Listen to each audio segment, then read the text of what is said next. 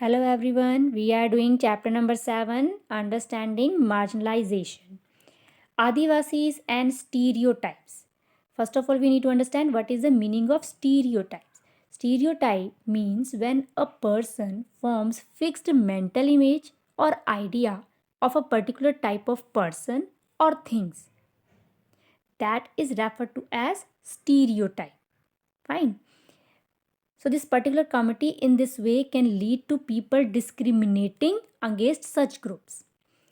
So, it is a general belief of the people that Adivasis are exotic, primitive, and backward, but it is not so in reality. So, children, in India, we usually depict Adivasis communities in particular ways. Adivasis are invariably portrayed in very stereotypical ways during officials, events, functions, or even in the book and movies. They have their own language, and Santhali is a language which are spoken by the most of the tribal people. They have their own type of costumes, headgear, dances. So they are shown in colorful costumes, headgear, and through their dancing. So this belief of the people, they are exotic. Exotic means they understand that these people, Adivasis people, are foreigners. Primitive means they are ancient and backward. Often, Adivasis are blamed for their lack of advancement as they are believed to be resistance to change or new ideas. Fine. Adivasis and development. Forests are crucial. For the Adivasis, these forests were very important. We know that the forests used to be absolutely crucial to the development of all empires and settled civilization in India. Metals like iron and copper, gold and silver, coal and diamond, valuable timber, most medicinal herbs, animal products, these all are, and animals themselves are also provided by the forest. And tribal had full control and access to vast tracts. So, animals like elephants, which were essential for the imperial armies, came from the forest. And forest covered a major part of our country till the 19th century, as well as control over most of the forest tracts till the middle of the 19th century. And Adivasis, mainly as hunter gatherers or nomads, Adivasis lived in the forest and they had a deep knowledge about forests.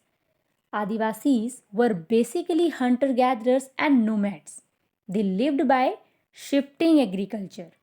Some Adivasis also cultivated in one place. Fine.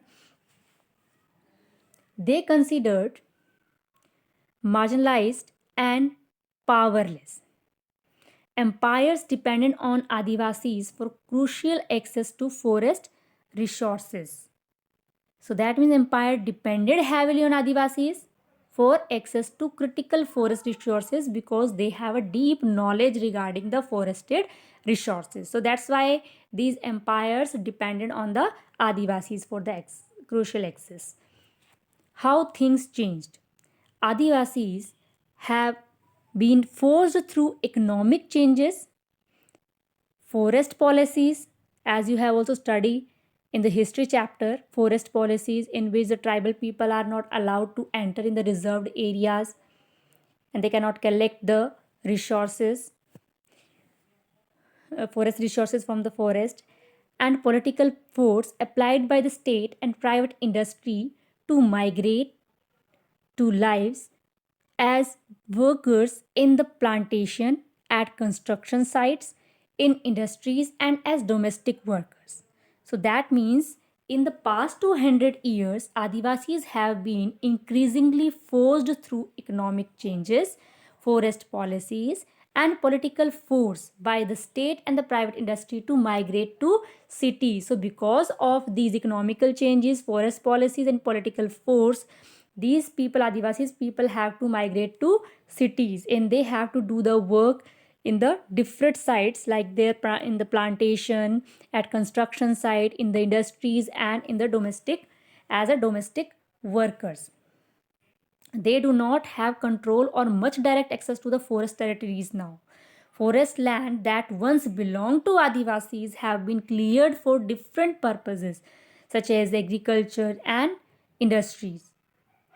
The region inhabited by the Adivasis are rich in minerals and other natural resources. These are taken over for mining and other large industrial projects.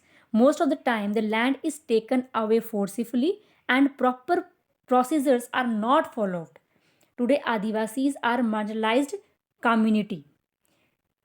So this there is also given in the book one story regarding the Dadu. Dadu is explaining his story to their grandchildren. So they also tell them that earlier they have owned land and they were rich, but when the time has come, then their land was also taken away by the contractors, and because of this, and because of these forest policies, their economical changes, and their livelihood was ruined. And these Adivasis were also threatened and beaten by these contractors, and forcibly they have to sell their land, and they have got very little money for their land. Displacement and trouble faced by the Adivasis. Land acquired for mining projects and dam construction. In northeast states, land is militarized, evicted from present wildlife sanctuaries and national park areas. So that means, children, here according to the official figure, more than 50% of persons displaced due to mines and mining projects are tribals. Another survey report shows that the 79% of the persons displaced from the states of Andhra Pradesh, Chhattisgarh, Odisha, and Jharkhand are tribals. Huge tracts of the tribal land have also been washed away by the dams built in independent India. In the northeast, tribal lands are highly militarized and the war torn. India has 54 national parks and 372 wildlife sanctuaries, covering 1,09,652 square kilometers. These areas were originally inhabited by tribals, but who got eventually evicted. Those continuing to stay in these forests are termed as encroachers. Fine. So because of it, these Adivasis have to face the problems, because their land were acquired for the mining projects and dam constructions. North Indian states, these land are militarized. Militarized means this area where the presence of the armed forces is considerable. Evicted from the present wildlife sanctuaries and national parks areas. So this tribal people have to remove from that area where this wildlife sanctuaries and national parks made.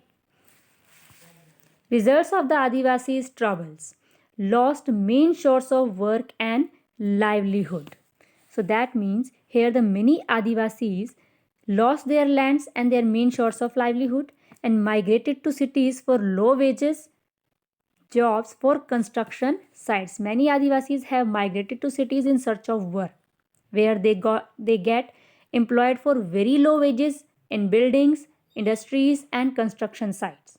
Trapped in cycle of poverty and deprivation, malnourishment, and low literacy.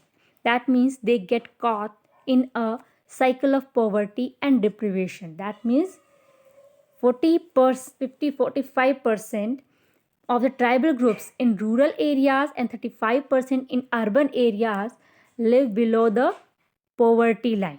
Many tribal children are malnourished. Malnourished means Children do not get adequate food or nutrition. And their literacy rates means they are not get educated. Literacy rate among tribals are also very low because they don't have money and they cannot send their children to the school for getting education. So because of this, these Adivasis have to face troubles in their life. So children, rest part of this chapter we will continue in next video.